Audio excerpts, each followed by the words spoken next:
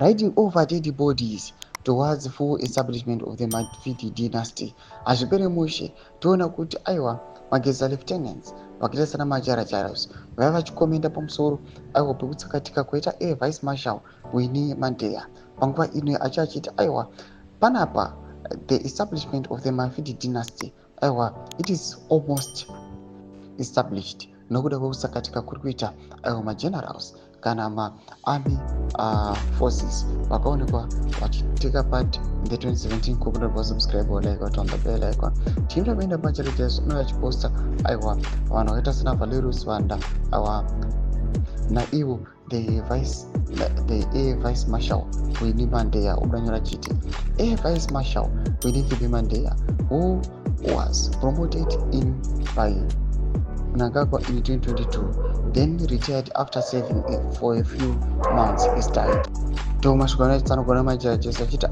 These guys, they took part in the 2017 coup. Vakapromotewa aiwa even nemutumwe mndu wenyika vanhu panguva ino vachitsakatika kudai vanhu vari nditori clear and sure kuti aiwa this is because of mapower struggles aripo patiri kuona kuti the regime iri kuuya panapa from the parliament nekumasectors kwese kwaonyaso kuziva kuti aiwa kune mathreats they're eliminating all those people.